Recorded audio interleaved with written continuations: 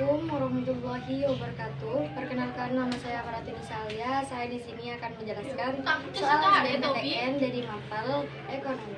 Di sini juga ada petunjuk pengerjaan soal. Ada petunjuk A dan petunjuk B. Di situ petunjuk A adalah soal sebab akibat. Yang petunjuk B itu adalah soal dengan 4 pertanyaan. Baik, kita lanjut ke membahas soal. Di sini soal yang pertama itu adalah soal sebab akibat. Hasil tangkap ikan dari Laut Natuna dan Selat Karimata cenderung melimpah pada musim barat.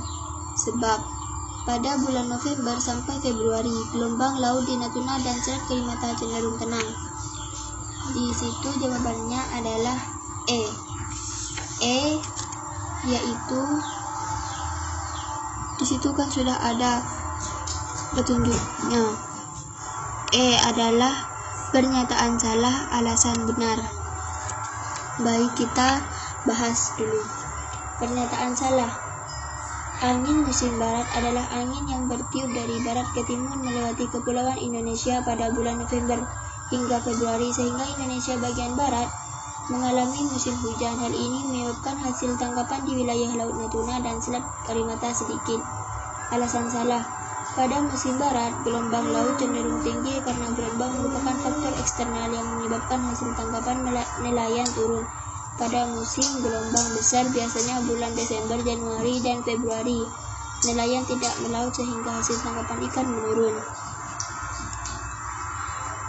Baik, kita lanjut ke soal yang nomor 2. Soal SBMPTN 2018. Di sini soalnya juga terdiri dari soal sebab akibat.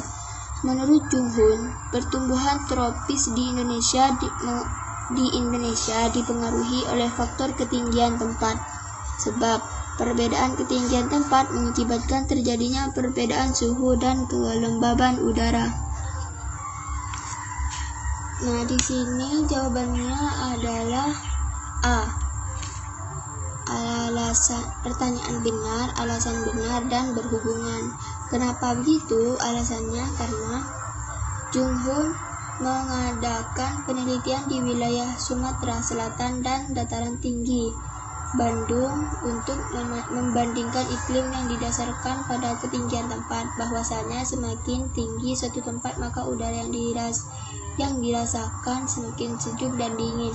Dengan demikian, sayuran atau tanaman pertanian yang ditanam pun akan berbeda dengan yang ada di dataran rendah yang lebih panas. Pernyataan dan alasan benar, keduanya saling berhubungan.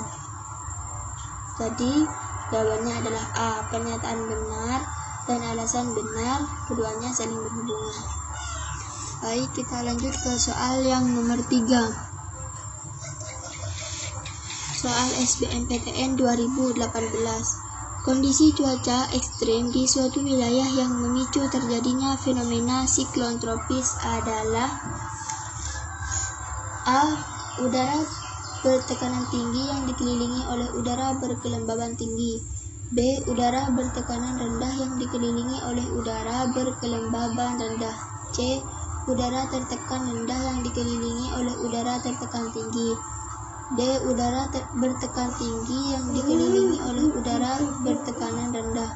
E. Udara bertekanan tinggi yang dikelilingi oleh udara berkelembaban rendah. Di situ jawabannya adalah C. Udara bertekanan rendah yang dikelilingi oleh udara bertekanan tinggi. Kenapa?